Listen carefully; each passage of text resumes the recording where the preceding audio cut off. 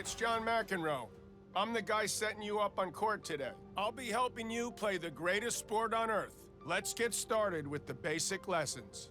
First off, we're talking about how to move around the court and how to hit the ball. Let's watch a demonstration, and then you can try it out for yourself. In this demo, you'll learn how to reposition on the court and how to hit the ball back to your opponent. Let's get into it. One of the main things behind a quality shot is player positioning. To get a better position, always try to move back behind the baseline and to the center of the court after your swing. That way, you're best placed for the next shot. Standing back and letting your opponent's shot bounce will increase your chances of hitting the ball back at the optimal waist height. Use the move input to move around the court and reposition in the center of the court behind the baseline after each shot. It's a pretty common mistake to stay in no man's land. No man's land is the area just inside the baseline up to the service line. Hitting the ball from here is hard. There's less time to react, and chances are that's where your opponent's shot will bounce to. A ball hit at your feet just before or after the bounce is always going to be tough to control. If you want to hit the ball after the bounce, it's best to stand farther back. Get close to the baseline and allow yourself some extra time to set your stance and get a comfortable shot from the waist. That'll get you some extra control and a more effective aim on your next shot. Now the player's back in an ideal position. Let's see how to deal with an incoming ball. Look, it's not rocket science. Press down on one of the shot inputs and release once the ball's getting close. That's how you do it, playing with style. Okay, so quick recap. This is the stuff to take away from today. If you think you've got all that, we can move on. Or if you want to go back some steps, we can run through the demo again. Start off by hitting a few balls. You're making great progress.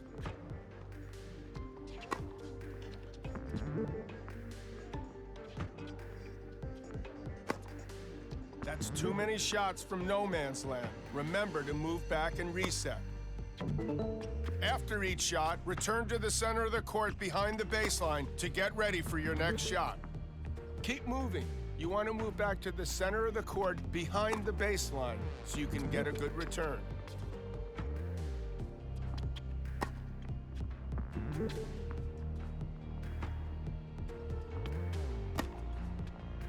Good job.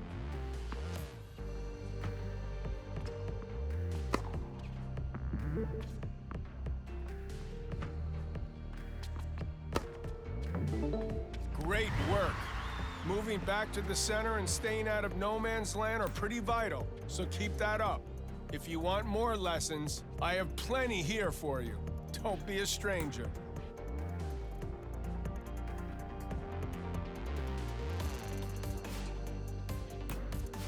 Hey, great to see you again. Today we're working on a vital part of a quality shot, the timing. We've got another demonstration to show you why timing is important and how the timing meter can get you results. Today we're talking about how to hit the ball with ideal timing. This is one of the most important aspects of your game, and mastering it will take you up to the next level. You'll pick it up just fine, but it takes some practice. Returning a ball is easy, but timing it to perfection, that's something else. Getting your swing at that exact right moment plays a huge part in your power and your precision. There's 4 possible results here: too soon, good, perfect, and too late. The ideal time to release the input is just before the ball reaches you. And just to underline, it's all about when you release the input and not when it's pressed. The timing meter is something you can use to know exactly when to release the shot input to get perfect timing. It appears above the player whenever there's an incoming ball. Releasing the shot input when the meter's in the green will hit a shot with perfect timing. Let's watch this player hit a few more balls. As you can see, hitting it with perfect timing gets you optimum precision and optimum power. Less than perfect timing? Not so much. The shot's quality will be lower and could give your opponent an opening. Release the shot input way before the ball gets to you or when it's gotten too close. Then the timing will be too soon or too late. Those shots are more likely to land into the net or head out of bounds. Okay, so here's a quick recap on what we've learned here. You think you got that? If not, we can run through the demo again.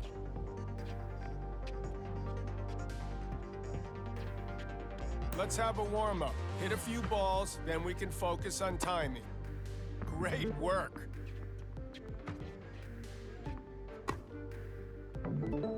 Now I'm looking for shots with good or perfect timing. No pressure.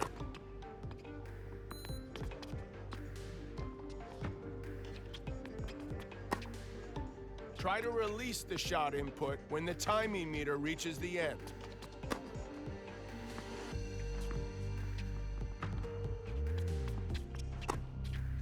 Really great shot.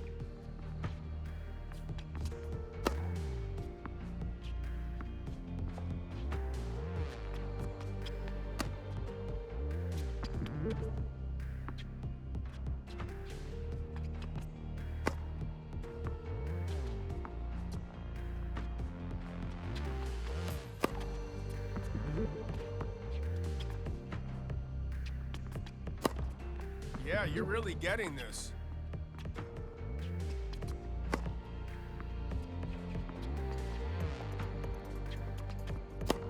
You're hitting a lot of shots in no man's land. Remember to move back and reset.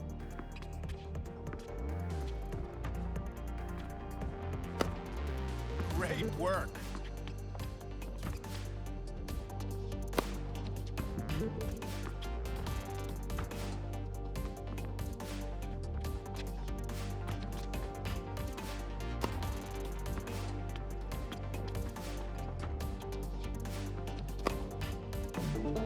Good stuff.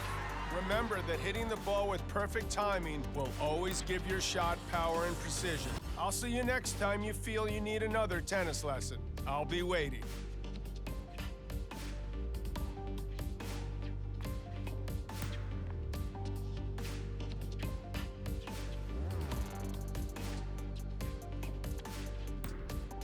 Hey, great to have you back. Today we're aiming ground strokes and talking about how aiming relates to movement. We've got a demo ready to roll, so let's take a look.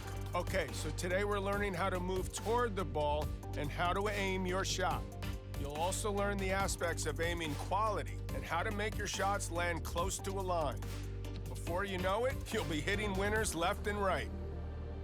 To get there, though, first you'll need to move toward the ball using the aim input. In this example, the player's moving around the baseline to hit these shots. The important thing to understand when it comes to aiming is that you don't need to start aiming your shot early for it to bounce close to the line.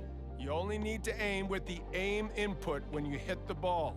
Up until that point, the aim input is used to control your movement. That means you can decide where to aim until the very last moment without losing precision. You can watch what your opponent is doing and decide where to aim right up to the moment you hit the ball. Let's drop the curtain a little. Here we're drawing an aiming arrow on screen to show the aiming direction when you hit the ball. Notice how pushing the aim input left and right will aim near the sidelines, and pushing the aim input up or down will aim near the baseline or net. So that's the direction of your shot covered. Let's move on to aim quality and how to make shots land as close to the line as possible. Pay close attention where this player is aiming. There are a lot of factors that go into your shot bouncing close to the line, as shown by the green area of the arrow. Things like if you have perfect timing, if your forehand or backhand attribute is high, if the ball you receive is easy to hit, if you're not tired. These all play into it. A ball is considered easy when it's slow, and if you can hit between waist and shoulder height. Let's go back to this player's aim. On the other hand, your shot is likely to bounce far from the line, where the arrow here is red, or even to go into the net when your timing is off, when your forehand or backhand attribute is low, when the ball you receive is hard to hit, or when you're getting tired. A ball is considered hard to hit when it's fast or low when it reaches you, or both. Look how this player pressed the aim input deep toward the right sideline. He hits the easy shot with perfect timing, and the ball goes in by the line and wins the point. Now we've got a similar shot, but the ball's moving fast, and the player's timing is too late. The ball sails out of bounds wide and into the doubles alley. That's obviously what you want to avoid. Next, look at this guy with high forehand and backhand attributes, and how well he aims. See how it makes it so much harder for their opponent to return the ball with a quality shot? When this other player with lower attributes aims, not so good. They can't aim as close to the line as easily, making it far easier for their opponent to hit good shots and pile on the pressure. That's it for this lesson. Now get out there and put all these wise words into practice. I don't want them wasted. Mastering this part of the game is essential, so feel free to watch again if you need.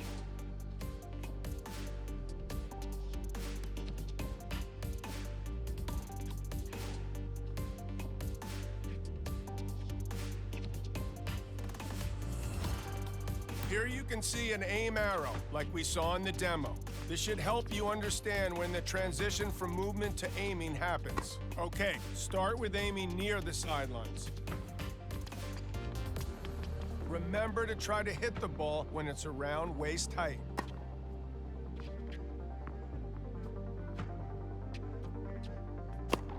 Get it with the next ball.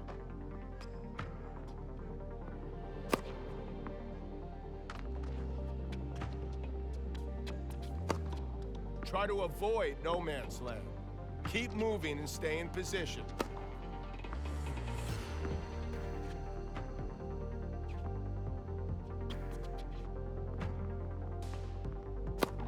Keep trying.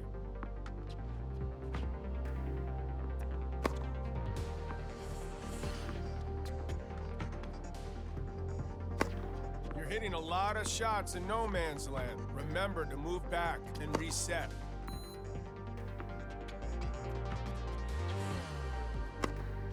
That's too many shots from no man's land. Remember to move back and reset. All right, good. Now aim deep toward the baseline and short near the net.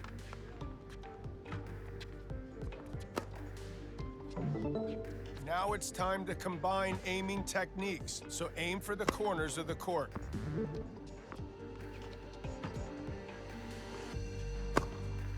Great, nice aim.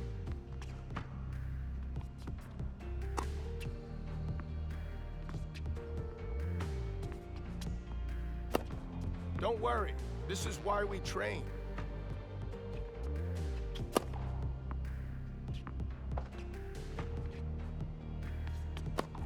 Good job.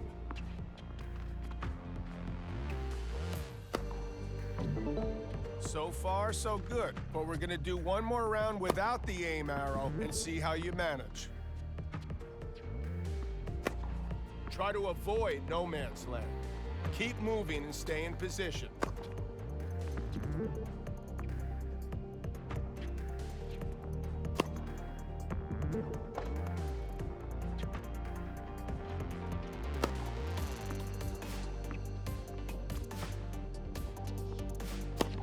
Too early. Don't stop the aim input until you've hit the ball.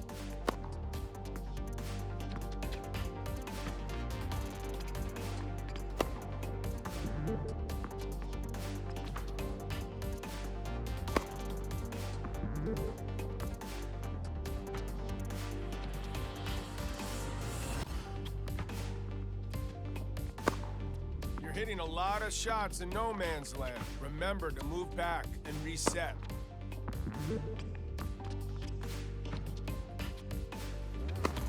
That's too many shots from no man's land. Remember to move back and reset.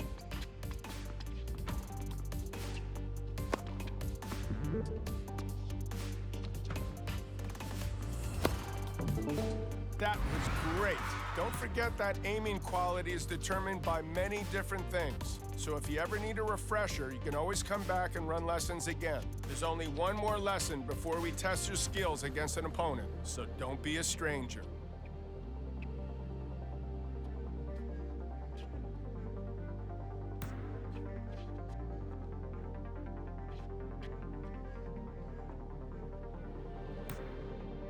Hello again. The training train needs to keep rolling, so let's move to the next lesson. In this lesson, we're learning various different ways to improve your serve, alongside how best to aim it. Coming up is a demo to explain normal and power serves and how to direct them. In this demo, you learn how to serve with precision and power and get the best out of the most crucial shot in tennis. There's multiple different ways to serve. Here we're going to cover normal and power serves, which are initiated by pressing or holding a serve input. Releasing the serve input early triggers a safe normal serve. Accurate, but not very powerful. Holding the serve input until the power indicator appears triggers a power serve. It's more powerful, but also harder to control. Next, let's look into how to aim and to pick the spot where you want the ball to land. If you don't push the aim input, the ball will bounce close to the center of the service box. Pushing the aim input will move your aiming spot in that direction, away from the center of the service box. You can use the visual indicator to see and adjust your aiming spot until you hit the ball. You only need to aim with the aim input when you hit the ball. Now that you know how to select your aiming spot, it's important to know what determines how close or far the ball will land to that spot. The ball is more likely to land close to your aiming spot if your serve attribute is high, if your timing is perfect, and if you're not tired. If your serve attribute is low, if your timing is off, or if you're tired, the ball will have a wider spread around your aiming spot. The shot will be less accurate. Okay, so let's get the rundown on what we've covered here. Do you feel you've got the measure of normal and power serves now? If not, as always, feel free to watch the demo through again.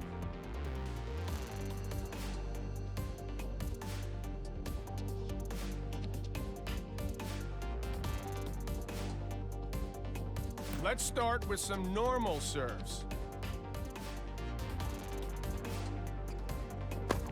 Be sure to release the serve input quickly and do not hold it.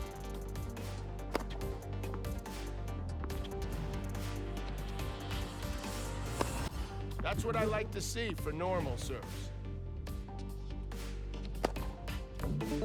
Okay, time to move on to power serves.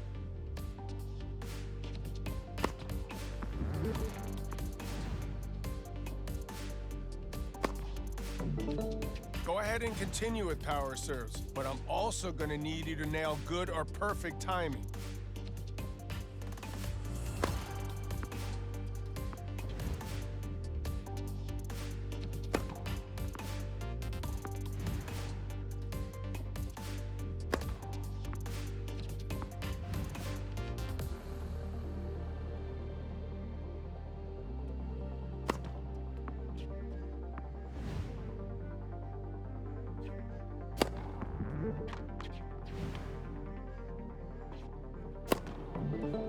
Now hit a normal or power serve into the highlighted area.